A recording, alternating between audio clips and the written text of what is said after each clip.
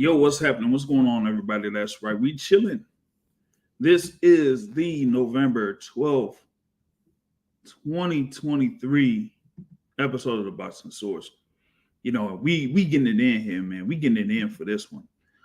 We got a number of things here that we're going to be talking about here in this particular episode. Big ups to everybody that will be joining in live and also through the replay, man. We want to get this thing going. We want to get this thing jumping off because we got some, great news there in the heavyweight division, man. We got some great news in the heavyweight division, going on. This was kind of like, dangled out there over the past 24 hours. But this comes from, Dan Rayfield, as he had posted something within his website in reference to news about a big card on December 23rd, man. We were going to see something on December 23rd. Some people thought it would have been, Tyson Fury versus Alexander Usyk for the undisputed heavyweight titles. But that ain't happening, man. That ain't happening. You know what I'm saying? So what did we get? We might get ourselves a big event involving two other top heavyweight fighters. We got, of course, former unified champion Anthony Joshua that would be involved in the fight. And it looked like it would headline the fight or the fight card on December 23rd against Otto Wallin, right? So you would have, Otto Wallin, of course, a world title contender, had his battle with Tyson Fury, has scored wins, over a number of fighters within the heavyweight division, including Dominic Brazil. But he would be in there in this bout against Anthony Joshua, the headline the fight card on December 23rd. That will be a huge bout that would happen. And then you would also have the former WBC heavyweight champion Deontay Wilder going up against former WBO heavyweight champion Joseph Parker.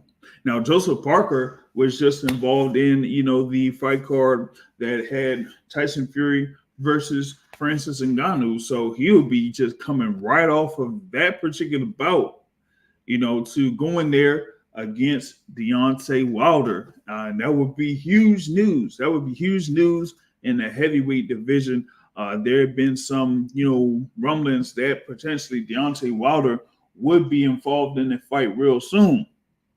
And it looks like they may have worked up something here within the heavyweight circles for Deontay Wilder to go up in the ring to face, like I said, former WBO champion and Joseph Parker. Now, Joseph Parker has scored, 3 consecutive wins after being stopped by Joe Joyce last year with, 3 fights already in 3 fights in a year.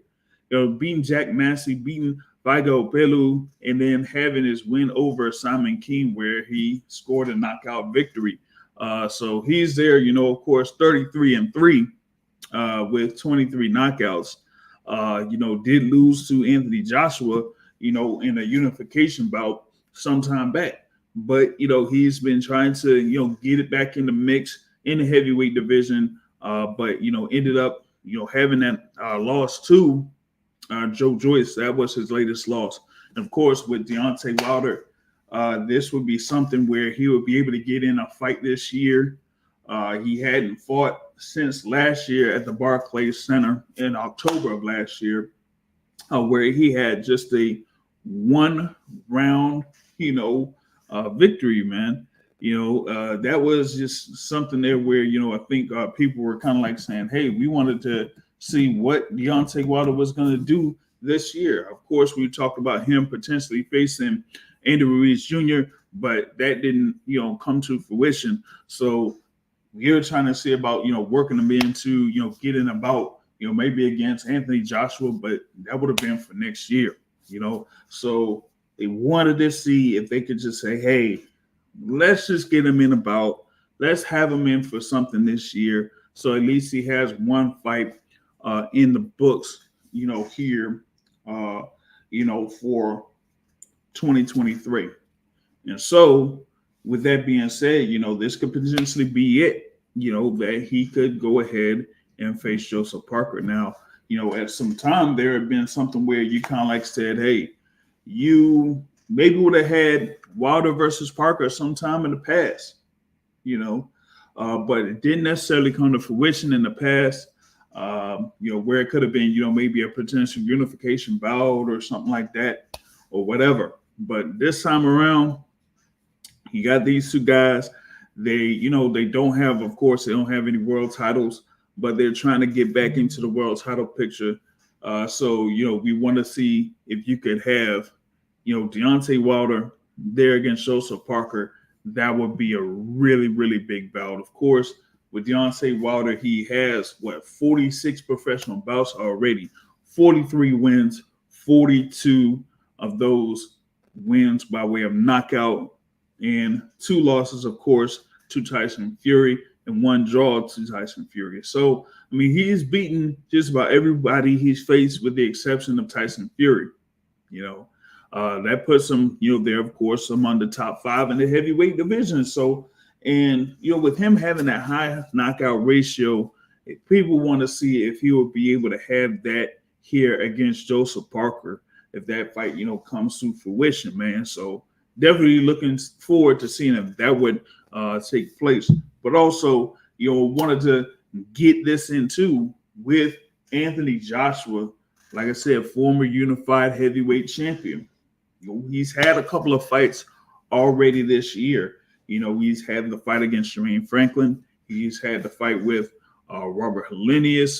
And now he wants to see if he can get in one more fight against potentially Otto Wallin. Now, we want to see if we could, get that confirmed. You know what I'm saying? Get the fight between Joshua and Wallin confirmed. I reached out to a representative of Otto Wallin to see if that would be solidified, but we don't know for sure. But according to the report, from Dan Rayfield, we might get an announcement in reference to this on Wednesday or something like that. So, hey, if we get something with that, where it's on Wednesday, you can have this card here. Like I said, Joshua versus Wallin to headline, and then you have Deontay Wilder there against Joseph Parker. That could potentially say, hey, we could set up something where if Wilder and Joshua win those bouts, where we'll be playing for December 23rd, hey, we could have ourselves a big clash in 2024. Now, of course, Deontay Wilder had, a couple of videos talking about that. He wanted to reach out to Anthony Joshua, saying that, hey, they wanted to work out a deal to fight. And then he said on another point that he would want to go over to the UK in order to meet up with Joshua to make that fight happen, But, here for the time being, for these 2 bouts to take place on December 23rd, that would, definitely be something that's really cool here in this particular sense. Now, you could have it to where maybe it's finalized, maybe it's not. You might have to reach out to, a couple of folks out there, like I said, with a representative of Otto Wallin, of course, with Anthony Joshua, who his promoter is, Eddie Hearn. And then, we got, what happened with Joseph Parker. Joseph Parker is there under Queensberry Promotions. They're with, Frank Warren. So, yeah, Joseph Parker there against Deontay Wilder. They're in a heavyweight bout, heavyweight clash. That's going to be something, man. Definitely going to be something in that. So, we definitely looking forward to seeing if that would go ahead and take place, man. But, what else we got here, man? I wanted to see if I could get more in reference to this. I'm going to see if I could share up, what what Dan Rayfield said here in this particular thing. So let me see here if I could put this on here if it's on this joint. Yeah. So there it is, man. There's a joint. You know what I'm talking about? From Dan Rayfield. He's talking about should the date in the works or deals in the works that would see Anthony Joshua and Deontay Wilder fighting separate bouts, you know what I'm saying, be finalized. Their opponents have been agreed to. You know what I'm saying? It says, two-time unified champion Joshua fight Otto Wallin in the main event of the pay-per-view, and former WBC champ Wilder would square off against former WBO champion Joseph Parker in the co-feature with sources of knowledge of the deals told Dan Rayfield. You know what I'm saying? And, for those that are, in the boxing circles or, know some people that are close to some of these fighters, hey, they kind of like had some word that, that could be in the case. That could be the case.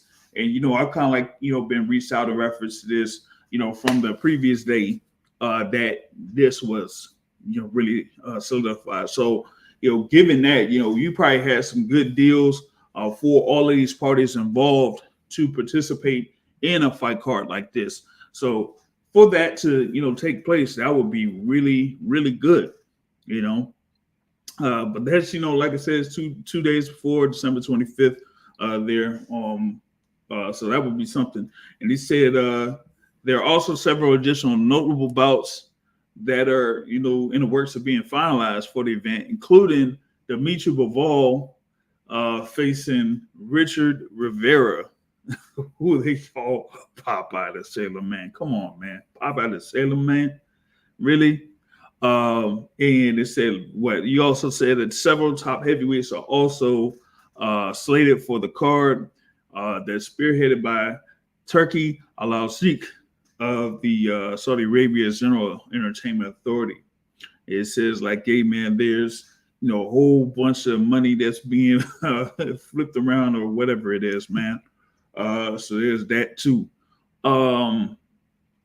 But you also have some news in reference to Filip Hrgović being part of this card, who's the IBF mandatory challenger. Actually, I could, hit some things up, man, and see if Hrgović is involved in that. You know what I'm saying? So that's also one thing, because he is the IBF mandatory challenger and he's been waiting for his title shot against Alexander Usyk. And there was some word about, hey, maybe Filip Hrgović could have been facing Otto Wallin in a an eliminated bout of sorts, so for like the interim title for the IBF. But now with this type of news, it doesn't look like that's happening. You know what I'm saying? But also they're saying Arslan Makhmudov will be going up against Ajit Kabayel there, man. Which that would be something good too. I'll be able to like that. You know what I'm saying? With that. Shout out to Android in the building, man. Android's on there. You said the year is going to end stacked up late November to end the year. It's going to be like a boxing traffic jam. Yeah, if this thing gets solidified, man, you're gonna have a whole bunch of stuff going on, man. You got something on, like I said, November 25th. I'm gonna talk about the fight that's coming up Thursday.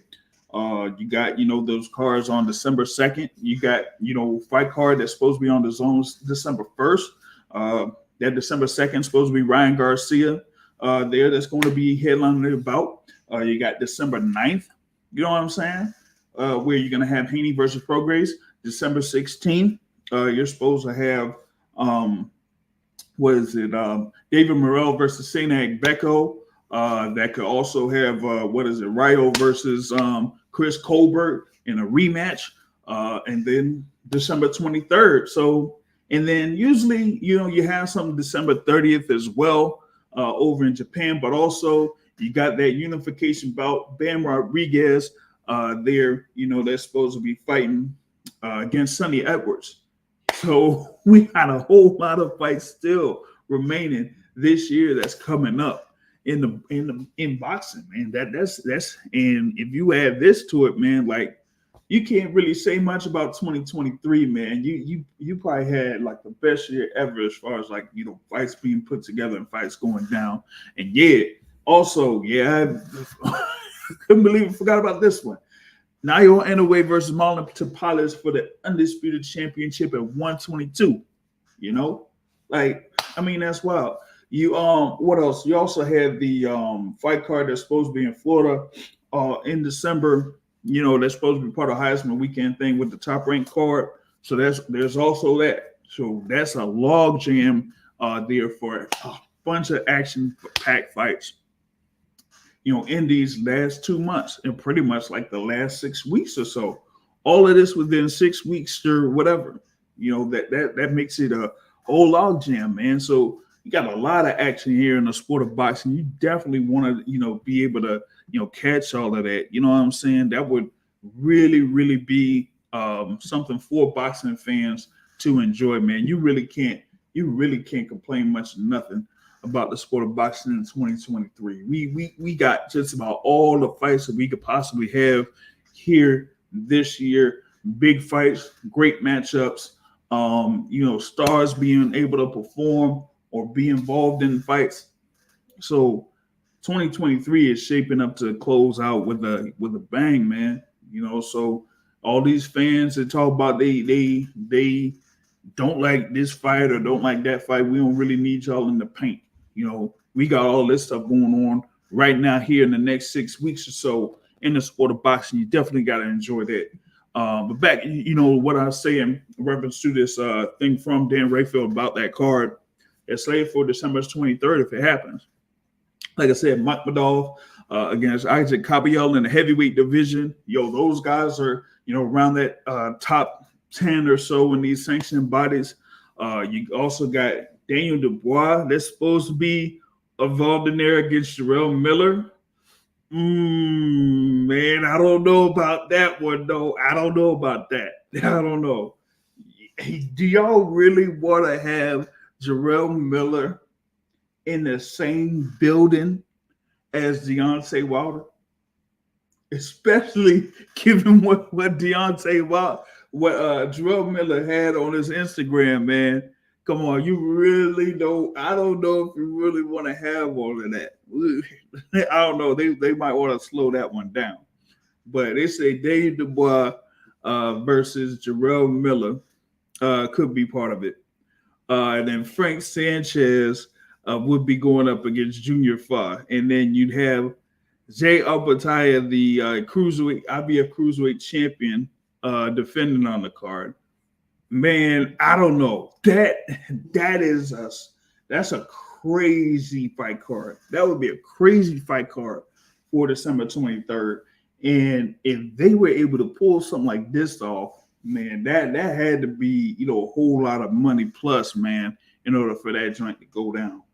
You know, because if you think about these matchups, man, like, you know, like I said, Joshua versus Wallin, you know, Deontay Wilder, you know, coming back here against Joseph Parker, man. You got, like I said, Arslanbek Makhmudov versus Isaac Caballero. Philip Hrgovic being involved in this thing. Frank Sanchez was just on that September 30th card with you know, Canelo there versus Jamel Charlo. He was, you know, part of that card. He got what, a third or fourth round stoppage win in that one. You know what I'm saying? So you have that, and then you have High Opataya on this card, and then you would have Dimitri Bivol on this card. Man, that would be a whole lot of money. A whole lot of money that would be in that. I mean, y'all thought that whole thing with Fury and Ngannou was something. Like this joint here, man, shoot. Shout out to New Era Box and Bets TV in the building with us. Salute to you, my guy. Shout out to New Era Boxing and Bets TV. Y'all check them out if y'all haven't done so already. Y'all do that. And you know, while y'all here live, if y'all haven't done so already, y'all hit the like button for this video or this podcast here. We talking about this news. If you haven't done so already, y'all can hit the subscribe button. You know, we trying to get to, you know, at least 2,000 subscribers here on the Boxing Source, and we just slowly building in there. You know, we just trying to be more consistent on giving y'all the news here or whatever it is. So if y'all haven't done so already, y'all hit the subscribe button, but also like I said, you got folks over here, New Era Boxing and Best TV with us. Y'all go ahead and support that as well. You know what I'm saying? Back to this whole thing with this news, man. I mean, they, like I said, man, the original plan for that December 23rd was for Fury and Usyk, to fight for the undisputed heavyweight championship. But even with the fight that Fury had against Francis Ngannou, there wasn't really no way. I'm just being straight up. There wasn't going to be no way that they were going to have Fury versus Usyk on December 23rd, man. I just don't see that, man. I just didn't see that happen. You know what I'm saying? Let's see here, man. If Eddie Hearn allows Wallin versus Joshua, then he's a big fool. Wallin is very dangerous. Parker is tailor-made for a nice KO for Wilder.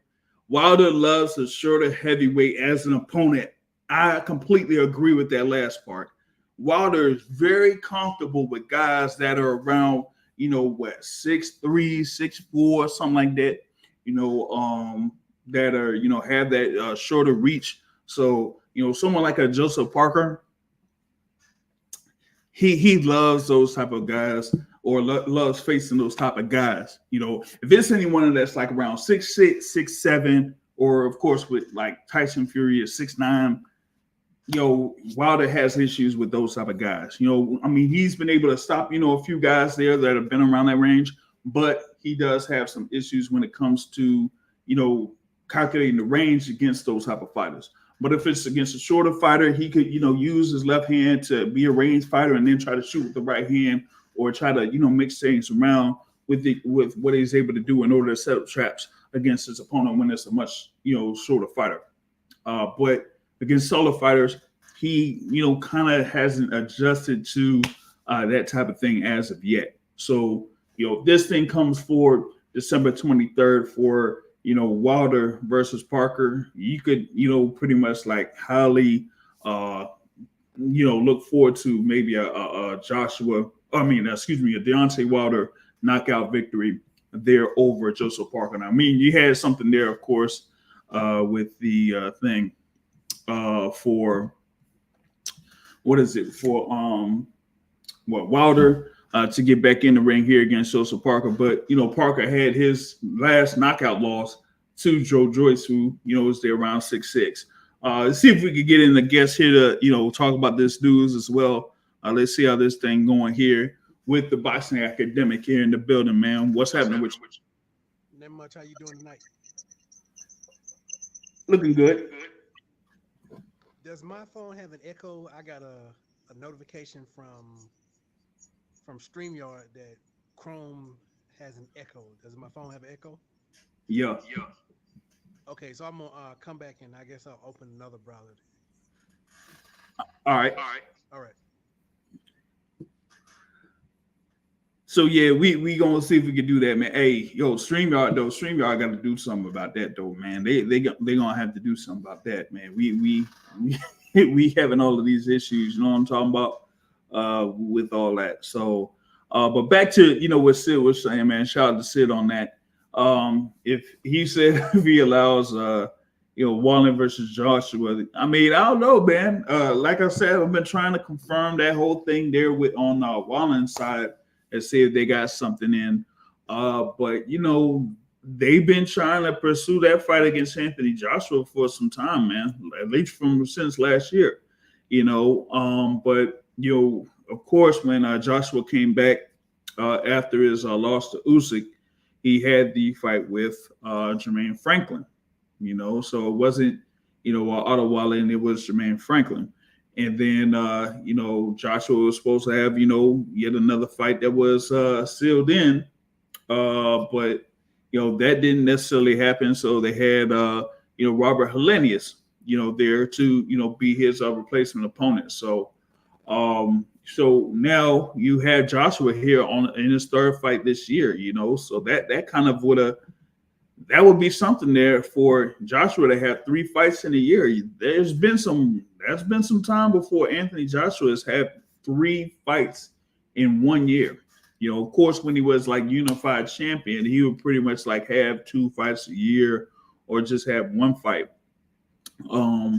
But now, here coming back 2023, you have 3 fights as a heavyweight, man. That's something, especially as a highly ranked heavyweight.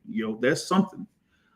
So if he's able to get in to headline this thing here against Otto Wallin, then we'll see. But like I said before, I've been talking with Wallin's promoter, for some time. I've been trying to see if I could get things confirmed that that was solidified. But he's that promoter is really busy, man. Looks like he's real busy. He's having it looks like he's gonna have. He got of course the title bout that's coming up for what is it? Matias versus Ergashev. So we got Ergashev that's going to be involved in the title bout. It says supposedly Sina Agbeko is going to be in there versus David Morrell Jr. In December, December 16th. And then you see here you got Otto Wallin, right? And then baby Jarrell Miller. Those are all the Salidas fighters. So if that's the case, man, he's going to be really busy here in these last few weeks of 2023, man. But we got to see, man. He said, man, if I was Eddie, I would put Dylan White in there against Joshua. British Moore can kick rocks, and Dylan is a perfect cracked egg at this point. I mean, hey, listen. Some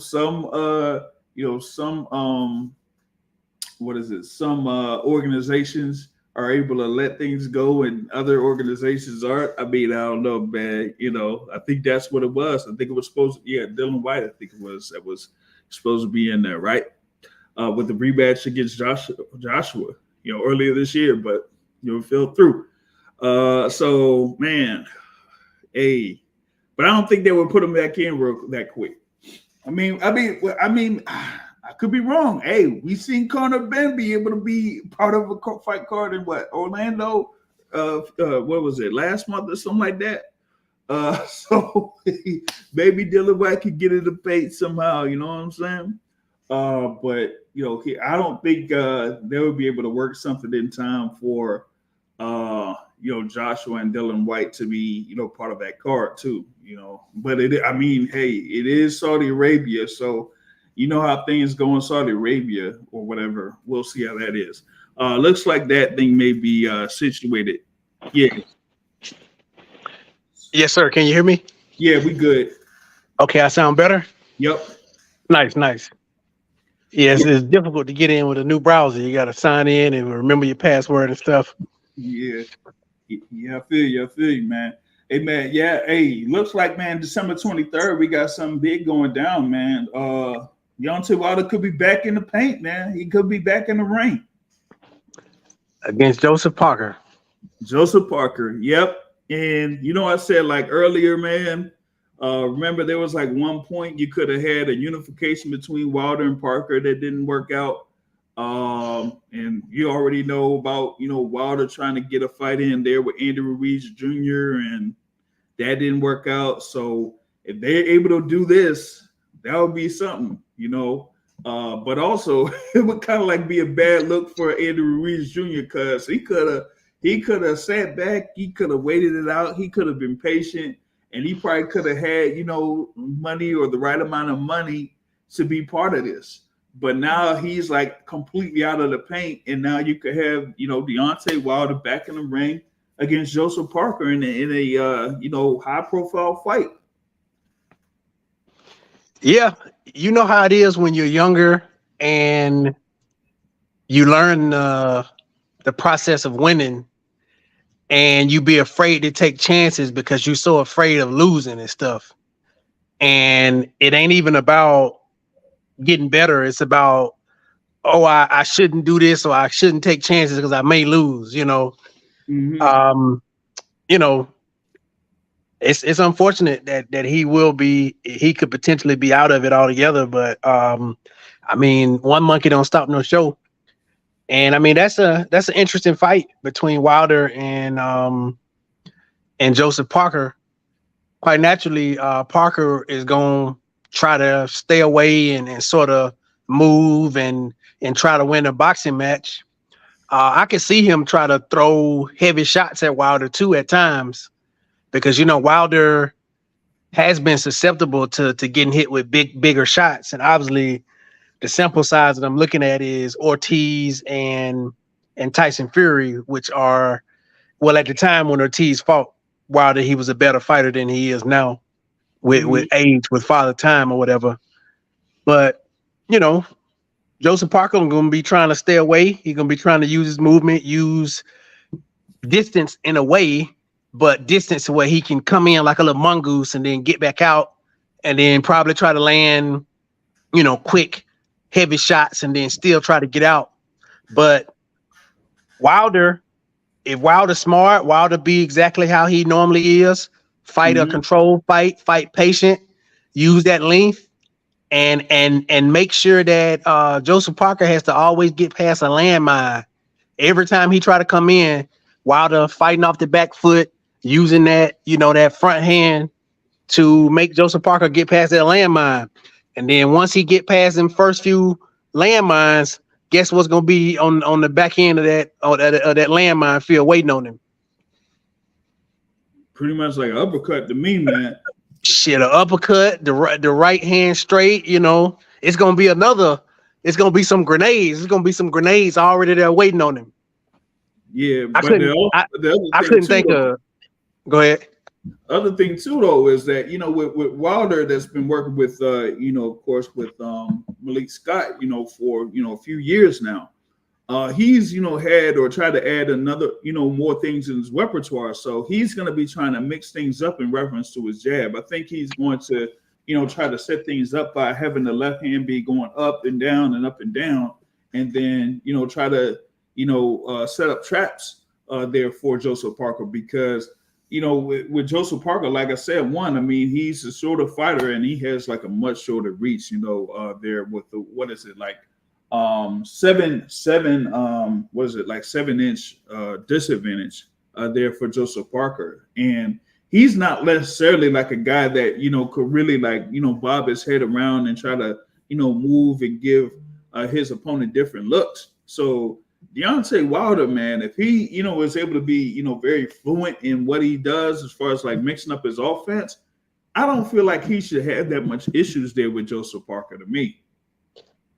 Yeah, the only thing that always troubles me, it doesn't trouble me because I know the right hand gonna land and I know how this fight gonna end.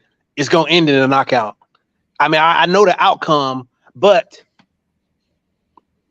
Wilder is getting better, and so I'm happy to know that he is getting better in terms of boxing and winning rounds, because I could see a world where Joseph Parker is doing the mongoose weaselly stuff. I ain't calling him a weasel. I'm saying weasel in terms of like how it fights another animal or something. And he could win boring rounds off of doing a few, throwing a few more punches or landing a random punch here. Whereas Wilder ain't necessarily, got that much offense coming back. He does have offense coming back, but I'm saying it could be nullified in a sense. And I could see a world where Joseph Parker is winning a lackluster fight off of just a little bit more activity type, and maybe that's different now with how Wilder is learning to fight or is choosing to fight. But yeah, him fighting off the back foot, that's gonna be his best. Well, when I say back foot, not necessarily him going back, what I mean is him keeping his weight on the back foot and making sure that Joseph Parker has to get past his left hand, and then he's able to throw the right hand at will when Joseph Parker does have to get past the left hand. But he gonna win the fight by knockout. Or tries to get closer to him, try to get closer to him. Yeah, because even with the you kind of like seen it a little bit with Wilder in his fight against Robert Helenius. He kind of like hit a short right hand there. It was with some distance, but it was like a short right hand.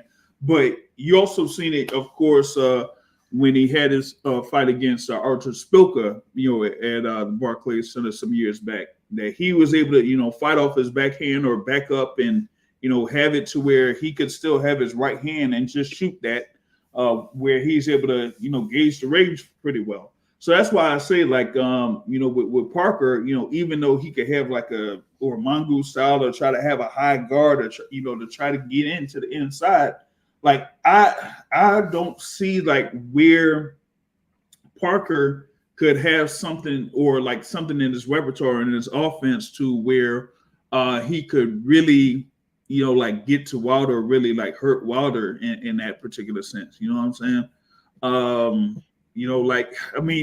This is the same guy that, had, 2 decision wins or 2 decision victories over Derek Chisora, and, that's Derek Chisora in the back end of his career, So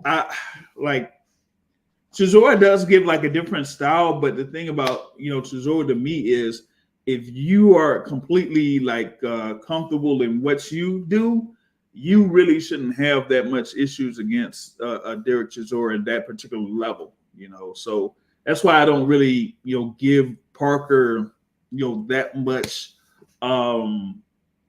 I would say that much chances there against in a fight against Deontay Wilder that is coming up here at this point. Even given with Parker just having a fight here, just a couple of weeks ago, So that's what I get out of that. But on the flip, you also have Anthony Joshua supposed to be getting in there in the paint with Otto Wallin, and this would be something where you have Otto Wallin as a southpaw, and for me, that could be an intriguing bout, there for Anthony Joshua. Of course, he's had a couple of fights this year, but in this particular sense, he would be going up against the southpaw and Otto Wallin. And for me, I think that would kind of like put some issues. We've seen what Wallin did there against Tyson Fury. He was able to pose some issues there, and he's a big dude there. He only has like 14 knockouts in his 26 wins, but he's there at like 6'5.5". With a reach of 78. So that would, pose some issues there for Anthony Joshua at this particular stage of his career. You know what I'm saying? I was thinking there that I think that would be some type of issues there for Anthony Joshua, especially given these other fighters that he's fought so far. Yeah, he had that fight against Johan Duhaupas, but it almost seemed like he was just, still trying to find his range and trying to find his rhythm against someone like Robert Helenius, excuse me. So here against Otto Wallin, who, could be, someone who could, mix things up, be there as a southpaw, be very active, try to get in your face, smother things up, smother your offense. That could pose some issues there for Anthony Joshua. And I would like to see if he would be able to make adjustments round by round against someone like Otto Wallin, who loves to like get in your face like that. Yeah, I think the biggest storyline with Joshua fight to fight forward is how is he holding up mentally? And that's the biggest thing for me, because I see a man who, I'm not going to say he don't believe in himself, but he's questioning belief in himself. He's questioning his identity. And I commend him for trying to find it, because it takes a humble man to like try to fix it, right? Whatever it is. But the part that he's trying to find, I don't think no trainer gonna give it to him.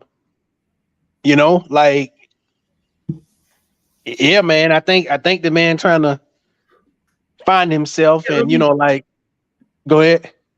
I mean, even I heard like some folks talking about, he might be changing trainers again, or go with what's his name? Ben Davison. Yeah, Ben Davison. I'm like, no, man. Like, if anything, I would like. I'm sorry, I just don't have that much, confidence behind Ben Davison as a trainer, especially, given a fighter of Joshua's build or style. I don't think that's a good match. That's a good match for him. Like that's why I thought, having Derek James would be more of what he would do because he's somebody that is, taught people to be like a come forward style, wear down your opponent, have the activity, as much activity as possible, wear down your opponent, and then late in the fight, finish them off. So that's what I was looking for here in these last couple of fights with Anthony Joshua having Derek James in his corner for him to do. So that was the thing. But in that fight against Helenius, he was just having issues, trying to find the range there against a guy with that type of height. There in the reach too, Helenius, there is at 6'6.5", and the thing about it is that, in the past I've seen Joshua kind of like do well against those type of fighters with that type of dimensions, but there in that fight, he really couldn't find the timing down. He couldn't find the range down. He didn't look like he was setting up shots or anything like that. So it just took him a while for him to, land a big shot on Helenius. But here against Otto Wallin, southpaw that has a lot of activity, he has to be more confident in what he does as far as like throwing shots and being able to like shoot counters and all that type of stuff. Because if not, that would be a really tough battle for him. Yeah, he got to be more confident. I mean, I get it. He does have. I can empathize with him for being cautious about how certain things have happened, getting caught with Andy Ruiz. He probably got hurt in both of the dang what's the Usyk fight. And then there's probably one or two more fights where he sort of was on the front foot sort of doing stuff and then he got hurt as well. So yeah, I mean, Joshua has to, use his jab, fight sort of in the same way he probably fought Andy Ruiz the second time. And, walk, what's his name into shots. Yep. Yeah, like you said, he got to believe in himself. Yeah, it's true.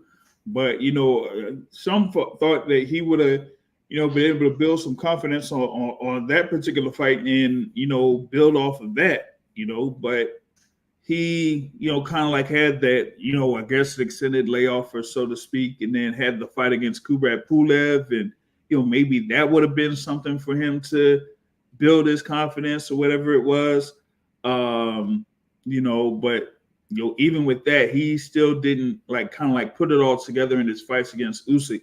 Now, Usyk is, a great tactician and a great fighter overall, but, still, with someone of that size, you got to be able to use what you got in order to overwhelm someone like Usyk. So that's why, at least with the first bout, I thought he would have been able to, break him down and then finish him off. But Usyk was able to, get through that and score the decision wins. We see how he does here if he does end up facing Otto Wallin. They had like a few other fights that are scheduled on here, man. The one I'm looking at is Daniel Dubois versus Jarrell Miller. Like if they put that fight together, like I said, man, I don't know if they would want to have Jarrell Miller and Deontay Wilder in the same arena, man. Why not? Because the whole thing with Jarrell Miller talking about he is Wilder's girl or something like that, and then he posted the whole thing on Instagram a few days ago with a little rap. He did like a little rap on Instagram, mentioning it.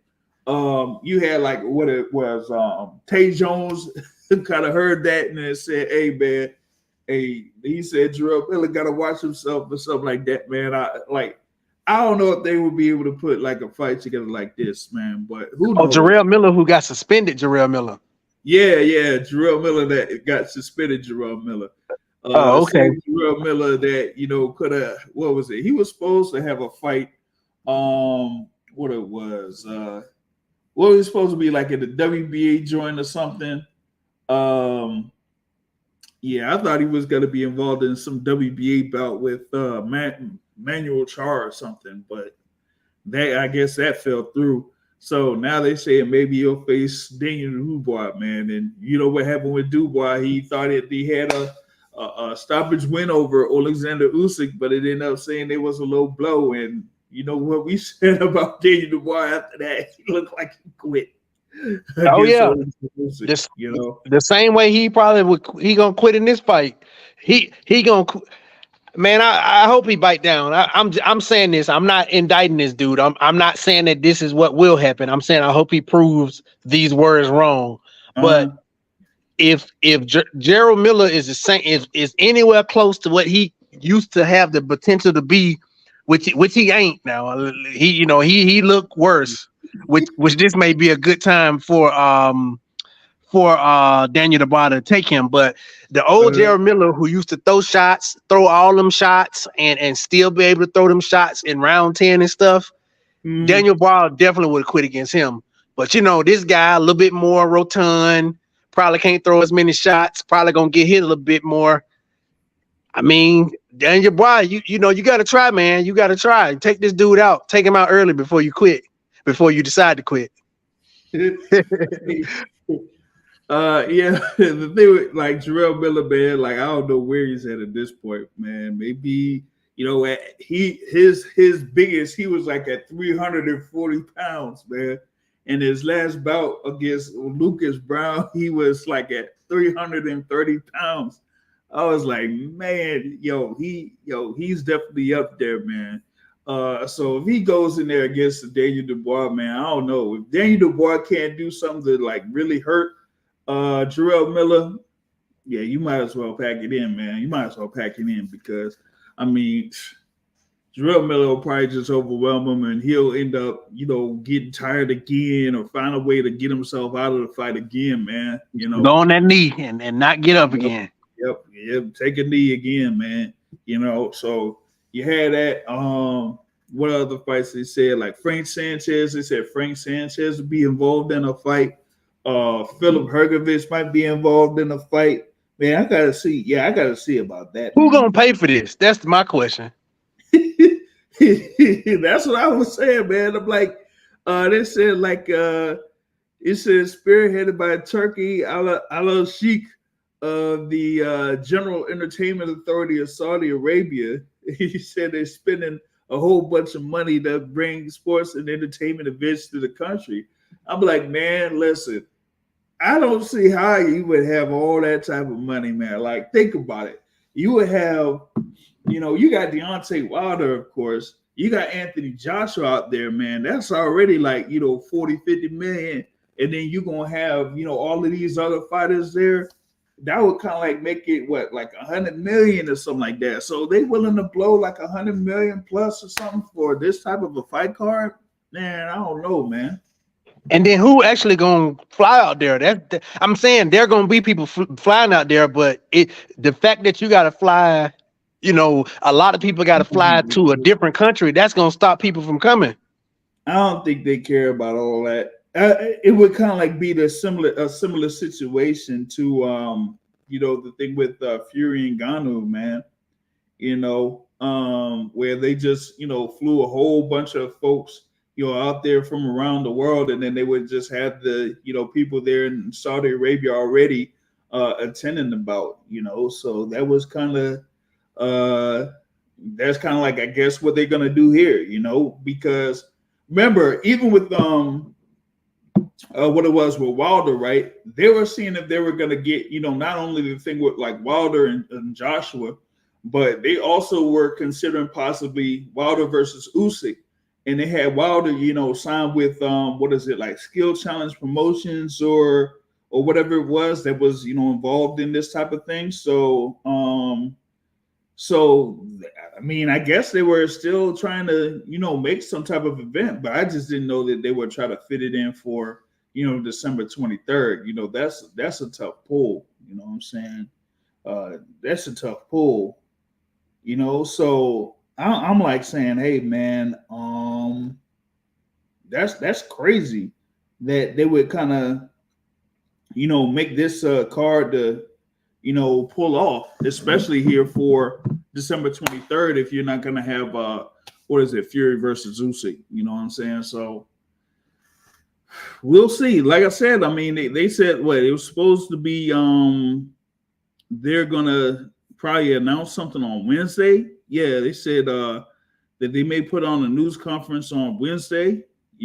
So if they make that announcement on Wednesday, I'll probably follow up on a midweek report to see if they do something. But as of right now, I haven't seen anything where they say this is in a different direction, man. But yeah, having all those heavyweights involved, and then having it topped off with Anthony Joshua versus Otto Wallin, and then Deontay Wilder versus Joseph Parker. Like I said, I mean, if Wilder and Joshua win and they're part of that card, that could set up that fight to happen. They're probably in the same location.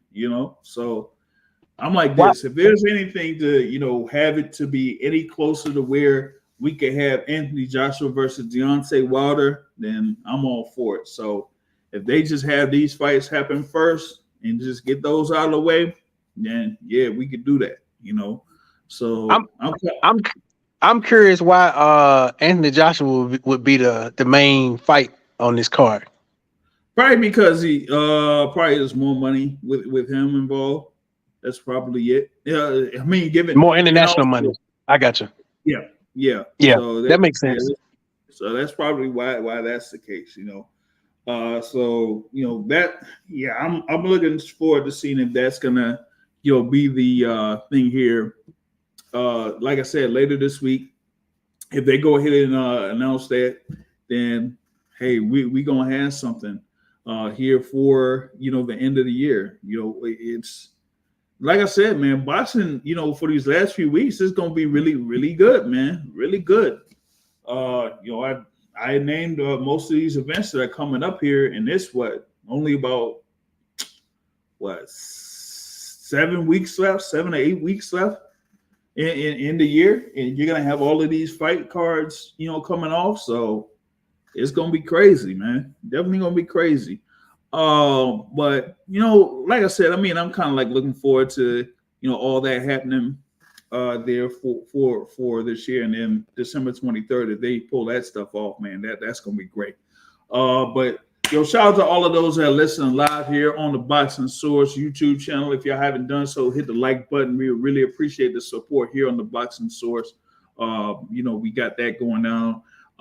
But now looking forward, we got Thursday, Las Vegas, T-Mobile Arena.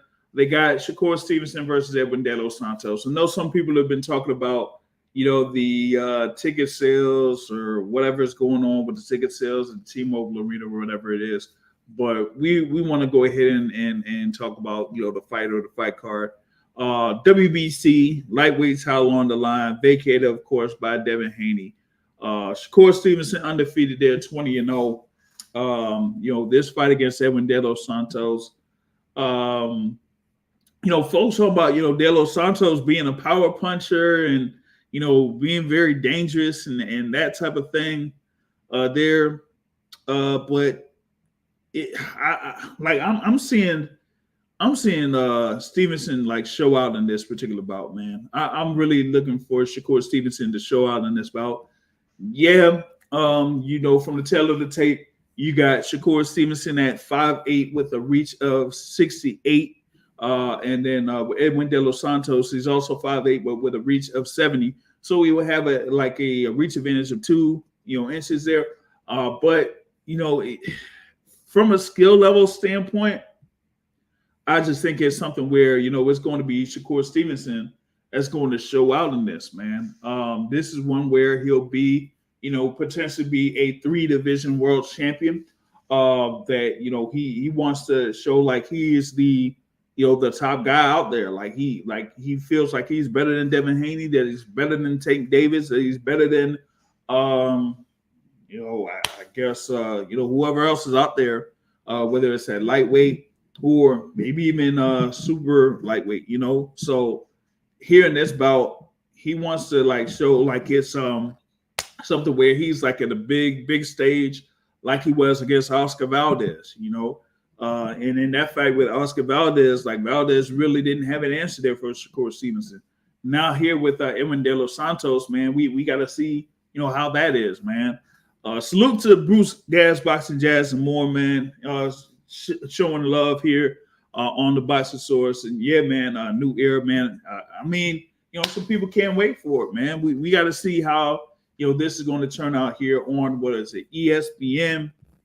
There between these combatants, but like I said, I was in the last fight for both of these guys, right? Shakur Stevenson had his bout against Shotaro Yoshino in Newark. He was able to score, you know, a knockdown, and then ended up stopping Yoshino in that particular bout. And for De Los Santos, he fought Joseph Adorno. That was July 9th over in Atlantic City, or July 8th, my bad. And he was able to score a unanimous decision win there. But, you know, it was something where it was just a whole different skill level. Joseph Adorno was, you know, not really up for this particular bout. I think what it was, Adorno, you know, kind of like was, you know, floating around. He was pretty much going a division down to face De Los Santos. Ended up losing by unanimous decision there in that bout. But like watching that fight live, like it was like really, it was, you know. But yeah, man, I mean, hey, Edwin got nothing to lose. Yeah, I feel you. Edwin doesn't have anything to lose. This is like one of his opportunities where he could just say, hey, you know, I could, you know, put everything out there, put everything on the line, make a few risks here and there, you know, make things difficult for Shakur Stevenson, who might want to fight at a certain pace. I mean, we'll see, you know. But, you know, some folks could say like Shakur Stevenson might be one of the, you know, like I said, one of the more skilled fighters out there in the sport. You know, I do have him in that top 10 pound for pound rankings there for the Boxing Source. But we got to see here how he's going to be able to do against Edwin De Los Santos in this type of a stage, man. Like I was mentioning before, he's highly favored in this bout against Edwin De Los Santos. When you have odds of like minus 1,100 to minus 1,300 in favor of Shakur Stevenson, that's kind of wide there, you know, for Edwin De Los Santos to, you know, get this thing in. You know, he says, you're expecting Shakur to win this. Yeah, I expect him to win too, man. You know, I think it's going to be somewhere. It's going to be like a wide decision, you know, like a 9-3 or even a 10-2. Like he'll have, you know, De Los Santos frustrated early, you know, so that, you know, that's why I got in this, man. Shakur Stevenson, you know, I expect him to get a wide decision win. You know, I really don't see where Edwin De Los Santos could, you know, get Shakur Stevenson unless Shakur slips up somehow, you know, or somewhere De Los Santos could set up a trap, but I just don't see it. You know what I mean? Box Academic, what you got on this upcoming fight here that's going to be in Vegas? Well, I don't exactly remember De Los Santos. I was meaning to go back and, you know, look at his fights again to remind myself what type of style he has. But yeah, so I can't really give a intelligent synopsis on this fight. You know, I'm sure they wouldn't put Stevenson in this fight at a 1,300 favorite, you know, if he wasn't probably gonna win. But I really hadn't looked De Los Santos up again to remember who he is. I obviously remember the name, but I just can't recall, you know, the fights that I've seen. So I mean, you could probably see a couple of things. Actually, they got PBC has the full fight for De Los Santos against Rayo Valenzuela or Jose Valenzuela, where it was where De Los Santos got the third round knockout in that one, you know. So there's that, and the Joseph Adorno fight was part of that Boots versus Villa card on Showtime. in July. So you might be able to catch the highlights for that too. The other notable fight for De Los Santos for me was his fight against William Foster III, where he lost by a split decision. This same William Foster that just lost last weekend to Henry LeBron on that top ranked card that was on. So he's been had some up and down moments here recently. But for me, from a style perspective, I just feel like Shakur Stevenson will be able to do enough to frustrate De Los Santos here like early in the bout. So like I'm not really expecting much. If I see something where like Shakur Stevenson is in some trouble or some real trouble, then that'll be surprising, at least a little bit surprising to me if that happens. So I have Shakur getting this win. He'll be able to get a world title here, with the WBC title in the lightweight division, and he'll probably wait it out as far as like seeing if he could face I don't know, maybe Lomachenko or something like that. You know what I'm saying? Or I don't know, because I mean we had what was it? We had Zoe that was on in what was it, the midweek report or something like that here earlier, and he was talking about maybe you would have Stevenson face like Lomachenko next year, and then some other fighter, and then probably build up to fight Tank in 2025. He said 2025 or 2026. I'm like, that's a long way out, for a fight of that magnitude. For Tank Davis versus Shakur Stevenson, I would think that it would happen like sometime, next year, man. But I think they would have to like build up Shakur Stevenson a little bit more, and then have him be on pay-per-view maybe, and then they would have Tank and Shakur fight, later on down the line. But at least for like right now, man, I just feel like Shakur Stevenson will just get this WBC belt, then try to build with that WBC title, and then get a few fights in before fighting Tank sometime in late 2024 or early 2025. So there's that with that, man. You got like other fights out there on that card. You got Navarrete that's supposed to defend his bout against Rosa and Conceição, who lost to Shakur Stevenson and also Oscar Valdez. You got like Brian Norman Jr. that's going to be fighting on here against Quentin Randall. Troy Isley's on the bout, Abdullah Mason, Emiliano Vargas. Top rank, featuring their young fighters. How they do. They pretty much fit these cards in and then feature their young fighters that are, building themselves up, and then have the feature bout be, like Shakur Stevenson or whatever it is there this time against Edwin De Los Santos. So it's going to be, a fairly good card for folks to, check out these, young guys before it starts up on ESPN. So, definitely looking forward to that.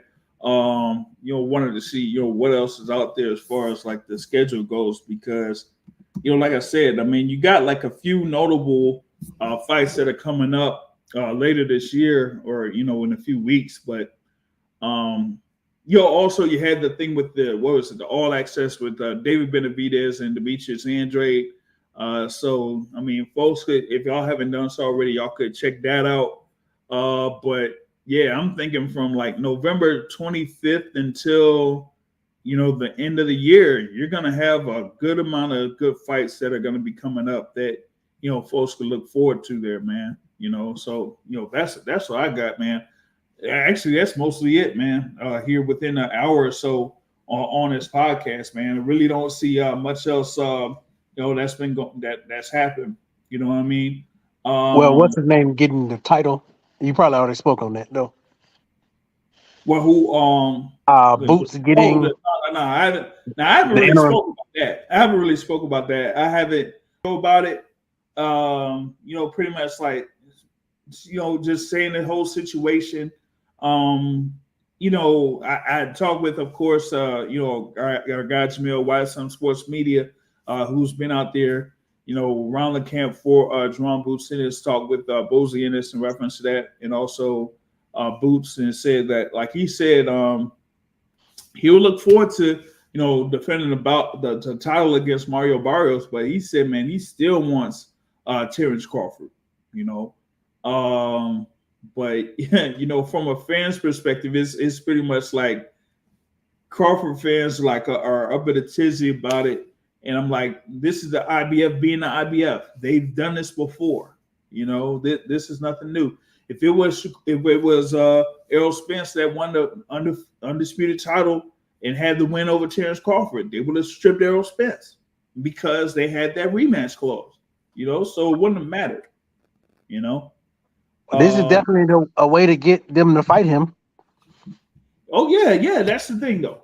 You've had, it's not just the thing there with Errol Spence and Terrence Crawford, not being able to get in the ring there with Jerome Boots Ennis, but these other fighters too, because there's been stuff in the past where you had like Cody Crowley declining a bout against Boots Ennis. Keith Thurman was talking about, not facing Boots Ennis. Now, hey, you could have something where, hey, you could be a world champion once again because he has a belt. So why not go ahead and do that? But is the risk worth the reward though? Still for Keith Thurman? For Keith Thurman, if the money is right, I think that Keith Thurman would fight Boots Ennis if the money is right. They have the right amount of money for that fight, to take place, and for the IBF title to be on the line. He would go ahead and do it. But the thing about it is, he might still try to go forward with a fight with Iamana Stanionis, because if you're going to have that IBF title be relinquished, most likely those other titles are going to be relinquished as well, because it's going to be like, okay, the IBF belt's gone, so you're not going to have a rematch for the undisputed title at welterweight. You might as well have that fight be above 147 pounds. And if that's the case, give up the rest of the belts. That way, you know what? For that rematch, you won't have to worry about, shelling out money for those belts or holding those belts. You won't have to worry about that. So go ahead and have the rematch with Errol Spence. Have it above 147 pounds. None of those titles are on the line, and have these other fighters, battle it out for those belts. While you go ahead and you say, like Crawford said, hey, I had to work to get down to 147 too. So if they wanted to have it above 147, I don't have any issues. Okay, cool. Go ahead and have that rematch at, around 154 or 152 catch weight or something, and have those other belts be relinquished. It's not. And like in the roundabout way, this is to me good for Crawford, because this makes it tougher for someone else to just do what he did. Like the way that they are having these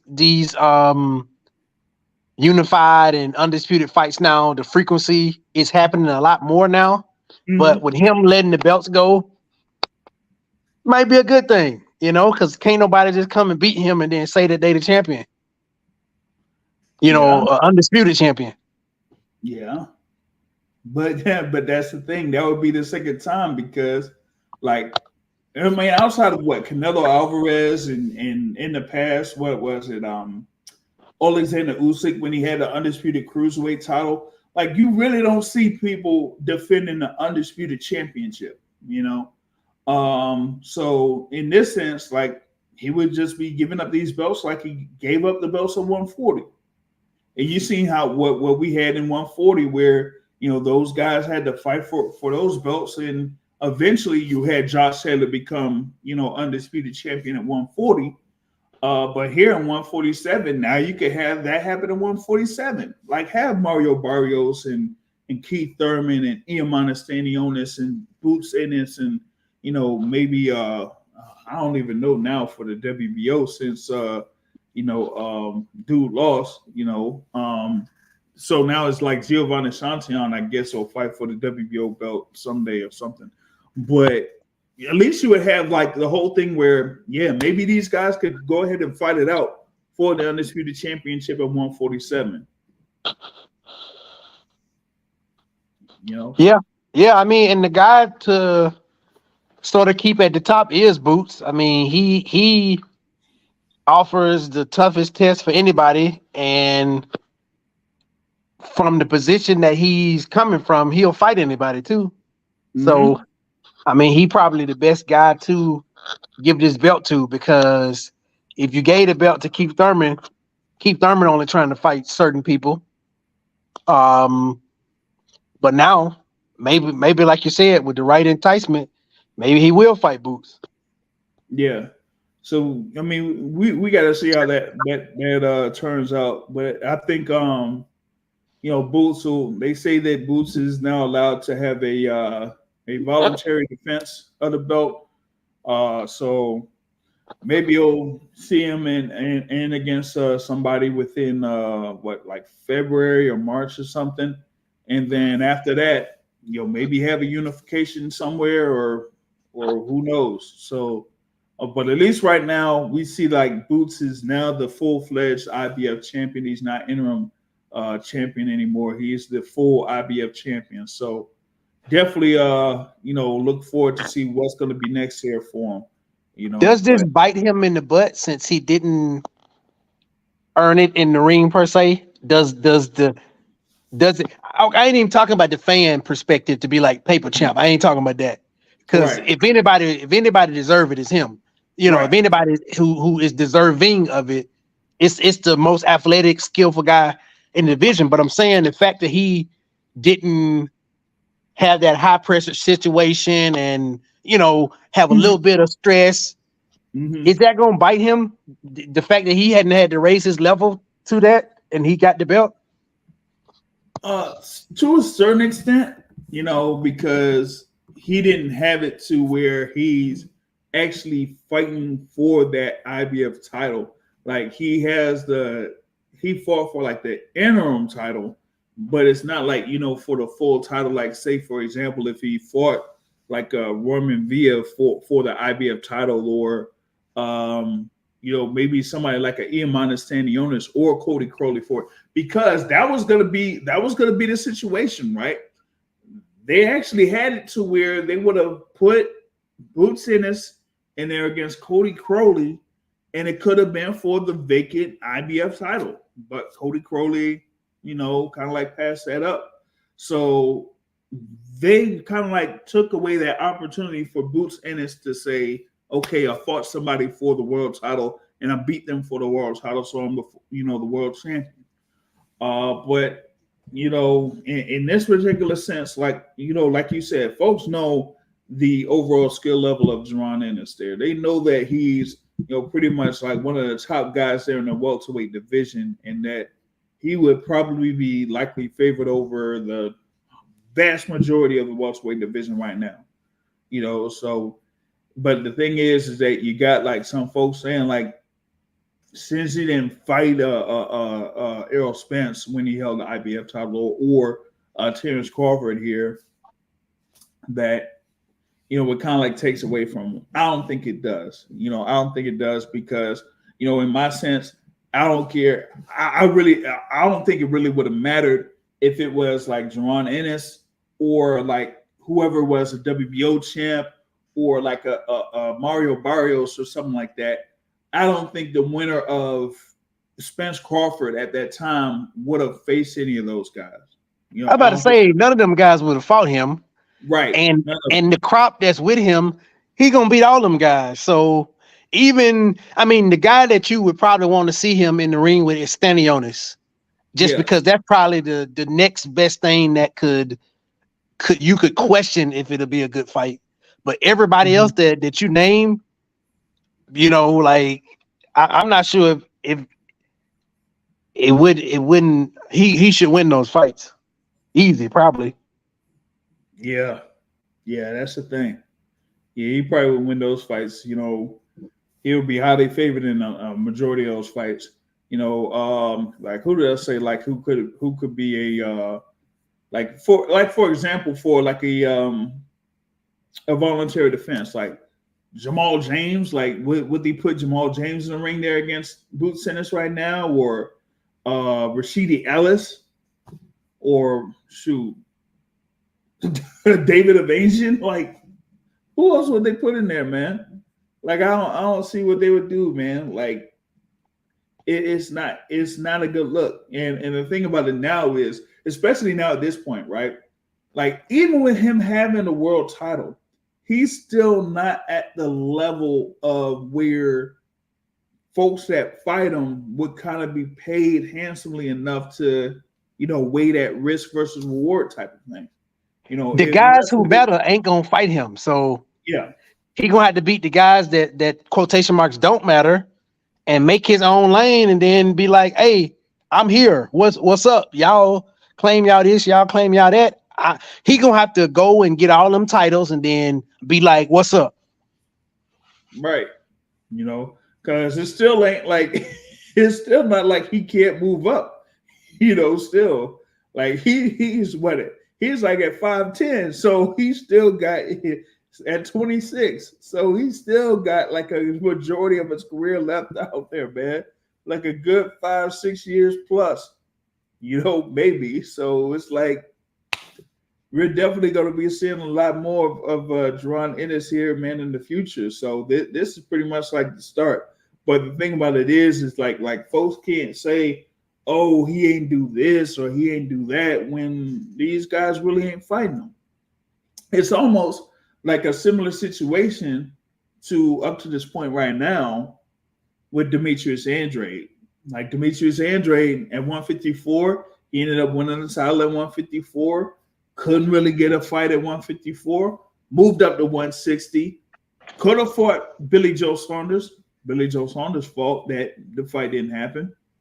He had a world title at 160. Couldn't get fights with Canelo or with Golovkin or anything like that. Now he's at 168, and now we got to wait all this time for him to have a fight of this caliber against David Benavidez. And I mean that's wild, but that's pretty much what the situation is at this point.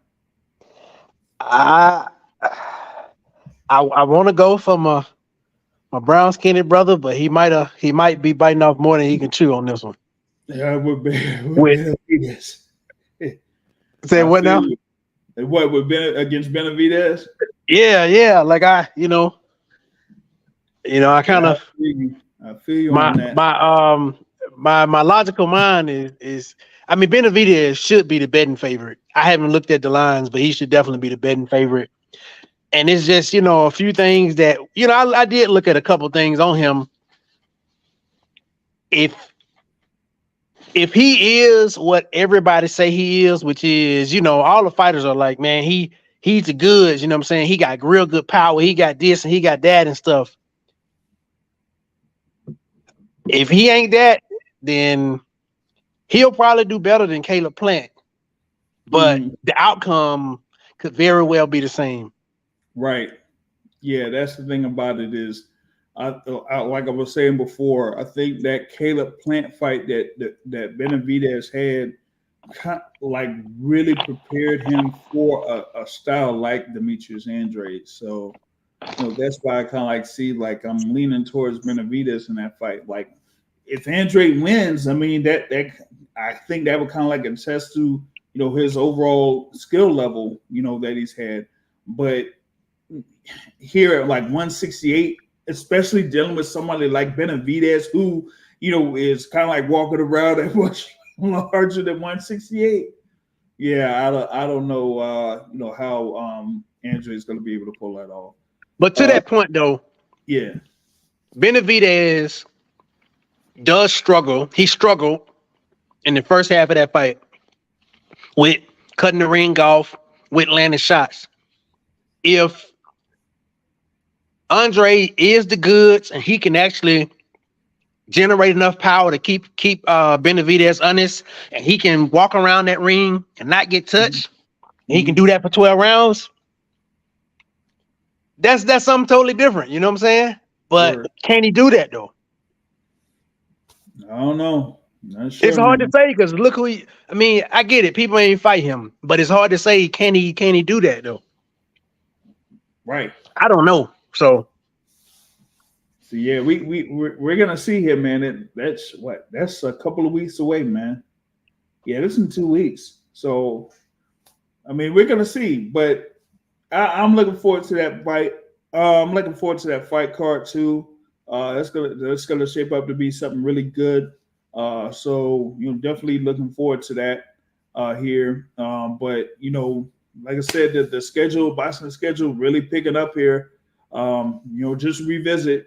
Of course, we got Thursday night, Shakur Stevenson versus De Los Santos. You got Emmanuel Navarrete, that's going to be defending against Robeson Conceição. And then, that fight card that's coming up November 25th. You got Ryan Garcia. That's going to be fighting on December 2nd. And then December 9th, you got Devin Haney versus Regis Prograis. What else we have? You had like a unification bout on December 16th. Bam Rodriguez versus Sonny Edwards. And Nayo Inoue is going to be fighting for another undisputed title on December 26th. We got a few other things going on in the boxing scene. So definitely looking forward to all the action coming up. So we're gonna be talking about that here on this channel. Big ups to everybody that's been watching it live. For those catching the replay, if you enjoy the content, you can hit the like button on it. We really appreciate all the support here on the Boxing Source. Also, leave a comment if you had or wanted to share some thoughts on the topics at hand. We're going to be, talking more about what's going down here in the boxing scene. We're going to be back at it with a midweek report on Wednesday. Hopefully secure a few more interviews on the week. I thought that I would have been able to get in with Demetrius Salita last week, but we couldn't, schedule something for that to happen. So maybe we get something here before the news comes down in reference to Otto Wallin and Terrell Miller too. But we'll see with that reference to Demetrius Salita, but also wanted to secure some more interviews here to be on the Boxing Source YouTube channel. And it looks like, me posting a segment of my interview with Coach Kenny Ellis has really gotten some people started up. So I don't know. Maybe I'll get something more in there with Coach Kenny Ellis later on down the line, or maybe I'll talk with Coach Calvin Ford. So who knows? You might see that here with me and Coach Calvin Ford. Who knows? But with that being said, big ups to the Boxing Academic for being part of this live podcast here on the Boxing Source. And we will get back to y'all here later this week. And like I said at the end of every show, folks, part of boxing is a hit, not get hit, not the send and trade. On that note, I'm out. Peace, y'all.